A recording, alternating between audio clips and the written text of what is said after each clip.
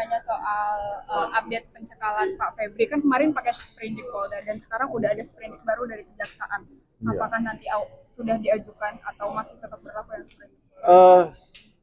Sesuai dengan hukum acara masih berlaku yang lama sampai dengan 20 hari, dan kemudian nanti kami tinggal menunggu permintaan daripada penyidik dari Kejaksaan, apakah akan ada cekal lagi atau tidak. Jadi harap diketahui bahwa imigrasi hanya sebagai pelaksana teknis saja untuk kasus-kasus seperti ini. Jadi memang apabila ada dari aparat penegak hukum, dari kementerian terkait mengajukan cekal, maka kami wajib untuk menindaklanjutinya. Nah, terkait dengan masalah pengajuan ini oleh Polda Metro Jaya, kami langsung menerbitkan surat cekalnya. Sekarang ini KUHP baru, ya agak soft, lebih menjunjung tinggi nilai-nilai HAM, dan karena itu tidak sembarangan penyidik itu melakukan penahanan. Jadi tiap langkah penahanan, kalau dulu ditahan ya udah nyerah, sekarang ditahan bisa dilawan di pra-peradilan. Yang pertama itu kan memang sudah ditahan sejak di kepolisian kan, jadi dilanjutkan. Pak Febri itu kan belum ditahan oleh polisi dan penyidikannya diserahkan kepada Kejaksaan Agung, dan Kejaksaan Agung melanjutkan penyidikan itu. Dalam perkembangannya bisa aja penyidik kemudian memutuskan bahwa Pak Febri itu harus ditahan. Jadi itu sabar aja. Perkembangannya itu kan tahap demi tahap. Dan berdasarkan KUHP baru, tiap satu keputusan penyidik itu dapat di-challenge ke pengadilan. Beda dengan dulu, kalau KUHP lama kan nggak bisa. Jadi kalau seorang itu ditahan, itu kan karena alasan tertentu. Kemudian khawatir melarikan diri, kedua menghilangkan barang bukti, ketiga khawatir mengulangi kejahatan. Kalau misalnya ditetapkan, ya orang yang ditetapkan ditahan kan bisa melakukan perlawanan ke pra-peradilan. Jadi KUHP baru ini sudah begitu, tidak begitu menekankan lagi pada penahanan, kecuali memang dirasakan perlu. Kalau ditahan pun bisa di-challenge. Misalnya Bupati melakukan tuduhan korupsi, dituduh korupsi, terus ditahan dengan alasan supaya dia tidak mengulangi perbuatannya. Bagaimana mengulangi perbuatannya? Dia udah nggak jadi bupati lagi. Itu salah satu contoh. Jadi coba kita lihat aspek ini. Sekarang ini KUHP baru, ya agak soft, lebih menjunjung tinggi nilai-nilai HAM, dan karena itu tidak sembarangan penyidik itu melakukan penahanan. Jadi tiap langkah penahanan, kalau dulu ditahan ya udah nyerah, sekarang ditahan bisa dilawan di pra-peradilan. Anda misalnya Anda wartawan misalnya ditahan karena dituduh pelanggaran undang ITE misalnya gitu kan, ditahan, nah Anda bisa lakukan perlawanan ke pra-peradilan. Jadi saya kira ini langkah positif sesudah berlakunya KUHP. Jadi soal Pak Febri itu ditahan atau tidak, kita lihat dari segi perkembangannya. Kan kita harus menghormati asas praduga tidak bersalah. Ya, jadi kalau misalnya ditahan, kan nanti akibatnya kalau dinyatakan bersalah dipotong masa tahanan. Kalau tidak ditahan, ya menjalani pidananya sama seperti yang diputuskan hakim. Sebenarnya sama aja. Ya. Terkait pengacara Hotman Paris yang menjadi Hotman jangan dikomentar. Pak Febri mengaitkan dengan presiden itu gimana, Prof? Oh, nah? Hotman Paris yang ingin menjadi kuasa hukum Pak Febri tapi mengaitkan dengan presiden. Ya kalau Hotman jadi penguasa ya kita hormati ya tugas beliau sebagai advokat. Advokat itu kan penegak hukum juga, kedudukannya sama seperti jaksa, polisi, hakim, dan petugas lembaga pemasyarakatan. Jadi kalau apa yang disampaikan Pak Hotman kepada publik ya kita hormati, itu sebagai bagian dari tugas beliau sebagai seorang lawyer, advokat yang membela kliennya. Wajar aja.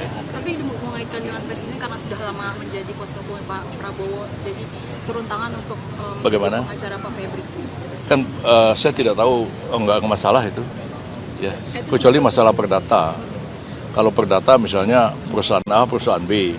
Saya dulu lawyernya B, melawan perusahaan A. Belakangan saya jadi lawyernya sebaliknya, itu nggak boleh. Ini kan pidana kan bukan Prabowo pribadi. Pak Prabowo presiden, bukan pribadi beliau. Jadi tidak ada masalah dengan Pak Febri. Nggak melanggar kode etik advokat. Tapi kalau penetapan tersangka soal presiden nggak sih Pak?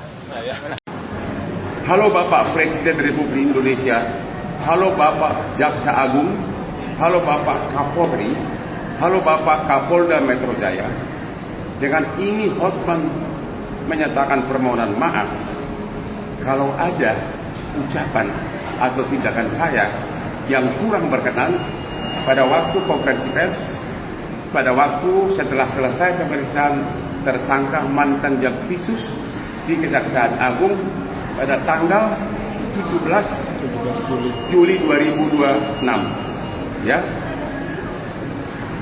apapun yang saya ucapkan murni hanya dari aspek kepengacaraan, tidak ada motivasi atau keterlibatan politik apapun.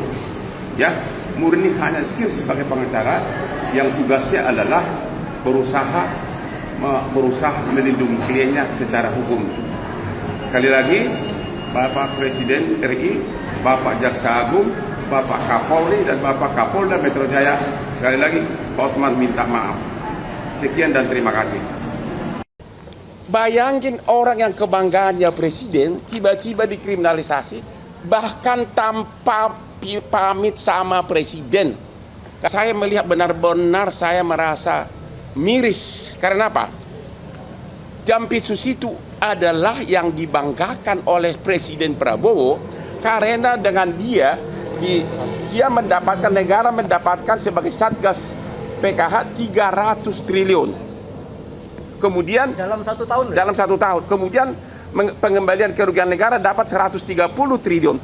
Sudah 430 triliun kembali dibanggakan oleh presiden. Bayangin orang yang kebanggaannya presiden tiba-tiba dikriminalisasi, bahkan tanpa pamit sama presiden. Karena waktu saya di Singapura saya bikin akun bahwa nggak mungkin presiden nggak tahu. Ternyata enggak. Itu 430 triliun. Lu bayangin coba. Disitulah saya merasa marwah dari klien saya yang sampai sekarang hubungan baik. Saya merasa tertantang. Walaupun saya namanya jadi sedikit karena 90% follower saya biasanya semua kasus viral yang melanggar hak asasi gua yang pegang gratis. Semua, termasuk Anda tahulah, semua yang di Indonesia ini. Mereka kalau ke Komnas nggak laku kasusnya. Kalau saya yang viral bom. Sudah 10 tahun saya begitu. Kasus Yupita, kasus polisi yang kemarin juga yang bikin, kasus Radit di Matar, kasus pesantren Lombok, kasus ABK kapal yang itu semua. Kalau udah saya ngomong sukses semuanya. Saya tidak minta imbalan apapun, walaupun semua konglomerat klien saya. Itulah saya terpanggil ya, karena saya merasa ada yang benar. Dan yang kedua, beliau ini sekarang Jampitsus. Lu tahu nggak transfer pricing itu?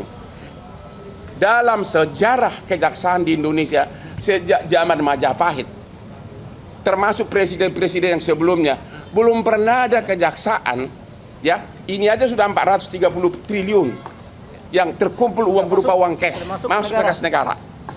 Apalagi dengan transfer pricing, lu tahu nggak ribuan triliun ruginya. Yang sedang diproses sekarang. Belum lagi yang nggak ketahuan karena zaman itu sudah berlangsung dari zaman presiden zaman dulu. Ya, berarti banyak oligarki yang terapa di sini terganggu. Ya, belum lagi kasus petrol, ya, si R yang lagi di Malaysia, belum lagi kasus MBG segala macam.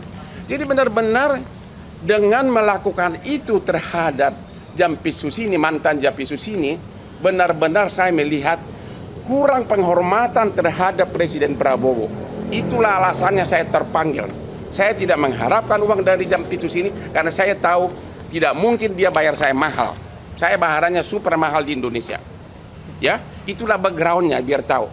Sudah, kamu tahu semua bantuan hukum yang saya kasih itu banyak uang dari saya nggak usah bilang. Kasus Radit semua saksinya gue yang biayai. Kasus ABK kapal gue yang biayai ke Komisi 3. Semua, nggak mungkin. Puluhan pengacara saya kirim. Jadi bagi follower saya yang merasa kok Hotman sekarang jadi begitu, yang semula 95% sebagai pengagum saya, silahkan gue ambil resiko itu. Tapi di mana logikanya? Seorang bawahannya presiden, ya, justru mentersangkakan, mempermalukan bawahan yang lain, yang adalah kebanggaan presiden yang telah mengembalikan uang kepada negara 430 triliun cash. Dengan cara seperti ini. Dengan cara tanpa diperiksa saksi langsung bung. Anda jawab sendiri, ada apa? Memang tujuannya sudah terkabul, akhirnya dia mundur, sudah menang. Tapi hukum akan berjalan terus. Itulah background saya. Saya tidak rela marwah Bapak Presiden yang adalah klien saya 25 tahun sama adiknya Hasim. Saya tidak rela karena saya seorang pengacara, saya bebas ngomong. Jangan tanya saya cari muka. Saya tidak butuh uang-uang lagi, saya udah kaya raya. Ya, dan semua klien saya konglomerat tanya semuanya. Perkara bisnis di Singapura, semua gue yang pegang kalau dari Indonesia. Murni benar-benar saya merasa selama saya di Opname, saya kok presiden digituin? Padahal banyak video-video dari presiden saat membanggakan uang hasil temuan dari Jampitsus, tentu dengan atasannya Jaksa Agung. Inilah, Anda sudah tahu itu, berpuluh-puluh triliun. Kok bisa orang yang tangan kanannya ini begitu saja dipermalukan, melanggar KUHAP? Kalau ada yang mengatakan itu tidak melanggar KUHAP, ayo kita sama-sama robek segala sarjana hukum kita. Benar-benar KUHAP itu tidak dipakai sama sekali. Ya, benar-benar saya merasa kok presiden digituin, padahal belum ada zaman dulu pun, sejak dari SBY, dari mulai Jokowi, kejaksaan ratusan triliun, udah 430 triliun uang cash masuk ke kas negara. Belum lagi transpricing itu bisa ribuan triliun. Dan siapa yang melakukan itu? Jampitsus Febri. Kok kenapa langsung lebih rendah dari tukang ayam, lebih rendah dari pencuri ayam? Andalah yang tahu apa backgroundnya. Ya, ada lagi? Apa? Emang lu fakultas hukum udah jelas lah, nggak usah pakai ditanya pasal berapa. Monyong lu ah. Udahlah, nanti kalau kamu datang ke saya, pasal berapa? Ini semua, ini mantan jaksa. Jelas bahwa seseorang mau ditetapkan sebagai tersangka, apalagi dipermalukan, minimum dipanggil dulu, ya, dipanggil saksinya dulu. Kalau kau nggak tahu pasalnya, lu berhenti dari wartawan. Ya kalau ada mau nanya apa lagi? Satu sebentar. Tidak ditahan karena memang Anda sudah melihat sendiri. Anak SD pun mengatakan bahwa itu bukan tindak pidana, belum ada bukti. Kami sudah mengajukan permohonan untuk tetap tidak ditahan. Satu. Tadi dengan alasan karena beliau ini begitu ditetapkan tersangka mengundurkan diri. Itu artinya kooperatif, mempersilakan pemeriksaan secara profesional tanpa intervensi. Tidak mau mengintervensi. Oke. Selanjutnya kedua, karena sudah tidak Jampitsus, dia tidak bisa mengatur apapun yang ada di dalam sini lagi. Sudah ada PLT-nya. Ketiga, barang buktinya pun sudah dikuasai oleh penyidik. Apalagi itu alasan-alasan yang selama ini dikeluarkan oleh penyidik untuk melakukan penahanan. Yang terakhir, karena ada upaya hukum cekal, tidak perlu ditakutkan lagi dia keluar negeri. Menurut kami itulah alasan yang bisa mungkin diterima oleh yang paling penting kalian bertanya. Kalau Anda punya nyali bertanya, tanya kepada Kapolri. Hei, kenapa nggak nanya Pak Prabowo dulu sebelum melakukan ini terhadap tangan kanan dari yang dibanggakan oleh Presiden Prabowo? Tanya. Saya baru tahu tidak ada izin. Coba bayangkan coba.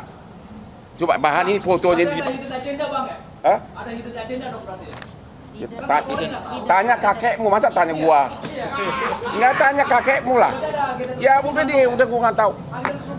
Ya lu udah deh, saya nggak tahu agenda itu. Jangan tanya itu. Udah deh, shut up. Nggak, saya nggak tahu. Udah deh, kok pada bisa gua menafsirkan maunya orang? Udah saya jawabannya, lu harusnya tahu. Kita tidak bisa menafsirkan. Loh. Cuma kita berpikir seperti itu. Seorang kebanggaan dari ini, lihat enggak foto ini, kebanggaan dari presiden. Dan sudah mengembalikan ke negara 430 triliun. Belum lagi transfer prasi yang begitu besar yang tidak pernah disentuh sebelumnya. Begitu saja dipermalukan. Ada apa? Tanya, makanya malam ini kalian langsung ke Mabes Polri tanya kalau kau bukan pengecut. Subscribe, share, like, and comment. Subscribe, share, like, and comment. Subscribe, share, like, and comment. Subscribe, share, like, and comment. Subscribe, share, like, and comment.